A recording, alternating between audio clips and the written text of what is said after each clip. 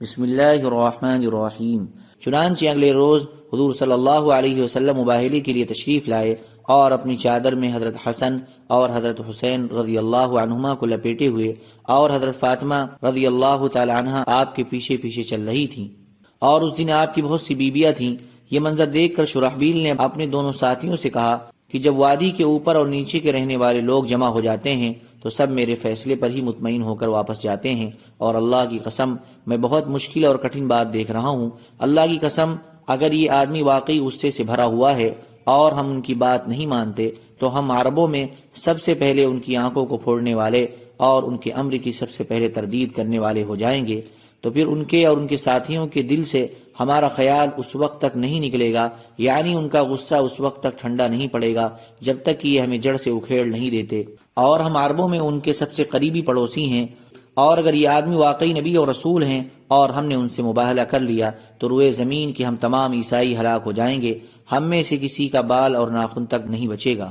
تو شرحبیل کے دونوں ساتھیوں نے کہا، اے ابو مریم، تو پھر تمہارا کیا خیال ہے؟ شرحبیل نے کہا، میرا خیال یہ ہے کہ میں ان کو حکم بنا لیتا ہوں، کیونکہ میں دیکھ رہا ہوں کہ وہ ایسے انسان ہیں جو کبھی بھی بیجا شرط نہیں لگائیں گے۔ ان دونوں نے کہا، اچھا، تم جیسے مناسب سمجھو۔ چنانچہ شرحبیل حضور صلی اللہ علیہ وسلم کی خدمت میں ملاقات کے لیے گیا، اور اس نے حضور صلی اللہ علیہ وسلم سے عرض کیا کہ مباہلے سے بہتر ایک بات میری سمجھ میں آئی ہے۔ آپ نے فرمایا، وہ کیا ہے؟ اس نے کہا کہ ہم آپ سے صلح کر لیتے ہیں، آپ رات بھر سوچ کر کل صبح ہمیں اپنی شرطیں بتا دیں، آپ جو بھی شرط لگائیں گے وہ ہمیں منظور ہے۔ آپ نے فرمایا کہ ہو سکتا ہے کہ تمہاری قوم کے لوگ تمہاری مخالفت کریں اور یوں صلح کرنے پر تم پر اعتراض کریں۔ شرحبیل نے کہا، آپ میرے ان دونوں ساتھیوں سے پوچھ لیں۔ آپ نے ان دونوں سے پوچھا تو ان دونوں نے کہا کہ ہماری وادی کے تمام لوگ شرحبیل کے فیصلے کو دل جان سے مان لیتے ہیں۔ چنانچہ حضور صلی اللہ علیہ وسلم واپس تشریف لے گئے اور ان سے مباہلہ نہ فرمایا۔ اگلے دن وہ تینوں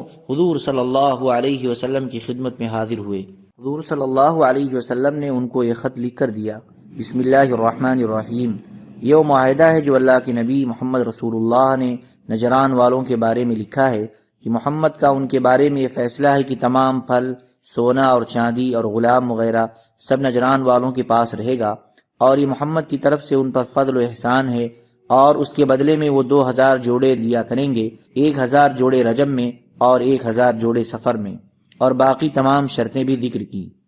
البدایہ میں اس کے بعد یہ مضمون ہے کہ حضرت ابو سفیان بن حرب اور حضرت غیلان بن عمرو اور بنی نصر کے حضرت مالک بن عوف اور اقرا بن حابس حنظلی اور حضرت مغیرہ رضی اللہ عنہ اس معاہدے پر گواہ بنے، اور آپ نے معاہدہ لکھوایا۔ معاہدہ نامہ لے کر وہ نجران کو واپس چل پڑے۔ جب یہ لوگ نجران پہنچے تو پادری کے پاس اس کا ماں جایا چچا زاد بھائی موجود تھا، جس کا نام بشیر بن معاویہ اور جس کی کنیت ابو علقمہ تھی۔ ان لوگوں نے حضور صلی اللہ علیہ وسلم کا معاہدہ نامہ اس پادری کو دیا۔ وہ پادری اور اس کا بھائی ابو علقمہ دونوں سواری پر جا رہے تھے، اور پادری حضور صلی اللہ علیہ وسلم کا معاہدہ نامہ پڑھ رہا تھا کہ اتنے میں بشیر کی اونٹنی ٹھوکر کھا کر منہ کے بل گری اور بشیر بھی گر گیا، اور اس نے حضور صلی اللہ علیہ وسلم کا صاف نام لے کر حضور صلی اللہ علیہ وسلم کے لیے ہلاکت کی بد دعا کی۔ اس میں اشارہ یا کنایہ سے کام نہیں لیا۔ اس پر پادری نے اس سے کہا، اللہ کی قسم، تم نے ایک نبی اور رسول کی ہلاکت کی بد دعا کی ہے۔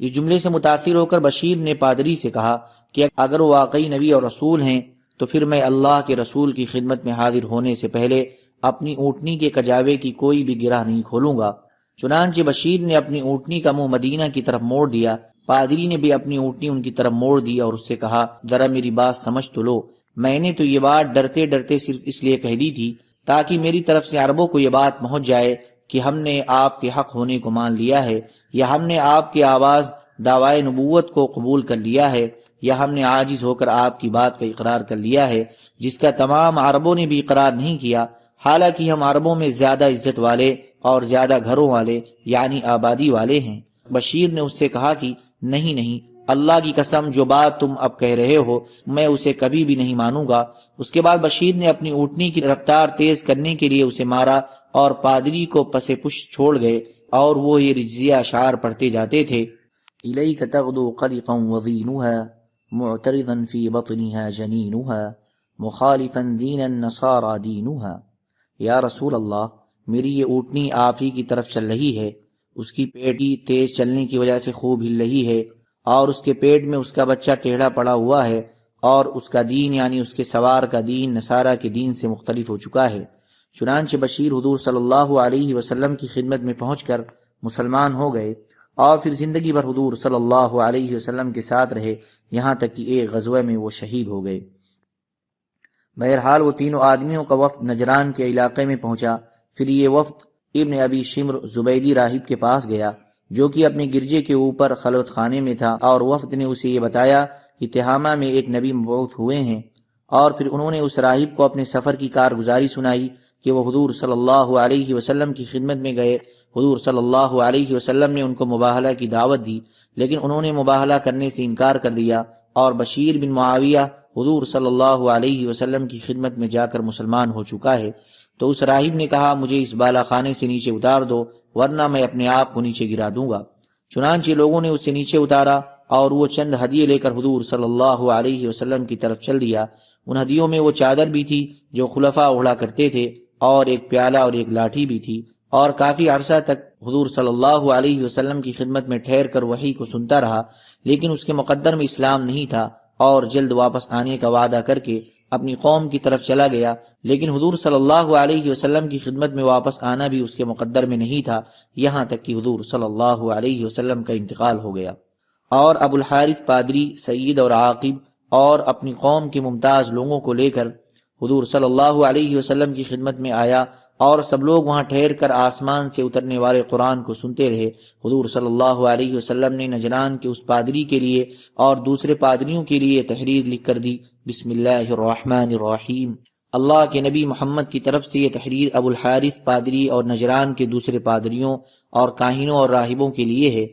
تھوڑی یا زیادہ جتنی چیزیں ان کے قبضے میں ہیں وہ سب انہی کے پاس رہیں گی۔ ان سب کو اللہ اور اس کے رسول نے اپنی پناہ میں لے لیا ہے۔ کسی پادری اور راہب اور کاہن کو اس کے منصب سے نہیں ہٹایا جائے گا، اور ان کے حقوق اور ان کے اقتدار اور ان کے عہدوں کو نہیں چھینا جائے گا، اور اللہ اور رسول کی یہ پناہ اس وقت تک ہے جب تک کہ یہ ٹھیک ٹھیک چلیں اور لوگوں کے ساتھ خیر خواہی کرتے رہیں،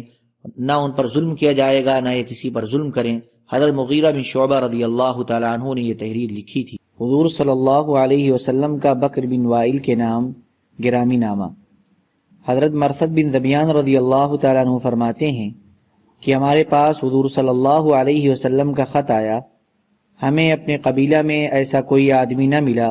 جو خط پڑھ سکے، چنانچہ قبیلہ بنو ذبیعہ کے ایک آدمی نے وہ خط ہمیں پڑھ کر سنایا۔ خط کا مضمون یہ تھا، یہ خط اللہ کے رسول صلی اللہ علیہ وسلم کی طرف سے بکر بن وائل کے نام ہے، تم لوگ مسلمان ہو جاؤ، سلامتی پالو گے۔ حضور صلی اللہ علیہ وسلم کا بنو جذامہ کے نام گرامی نامہ۔ حضرت معبد جذامی رضی اللہ تعالیٰ عنہ فرماتے ہیں کہ حضرت رفاعہ بن زید جذامی رضی اللہ عنہ حضور صلی اللہ علیہ وسلم کی خدمت میں گئے۔ آپ نے ان کو ایک خط لکھ کر دیا جس میں یہ مضمون تھا، یہ خط لکھ کر محمد رسول اللہ نے رفاعہ بن زید کو دیا ہے، میں ان کو اللہ اور رسول کی طرف دعوت دینے کے لیے ان کی قوم اور جو ان میں شمار ہوتے ہیں ان کی طرف بھیج رہا ہوں، اور جو ایمان لائے گا وہ اللہ اور اس کے رسول کی جماعت میں داخل ہو جائے گا، اور جو نہیں لائے گا اسے 2 ماہ کی مہلت ہے۔ جب یہ اپنی قوم کے پاس آئے تو سب نے ان کا کہنا مان لیا۔ سبحان ربک رب العزة عما یصفون وسلام علی المرسلین والحمد للہ رب العالمین۔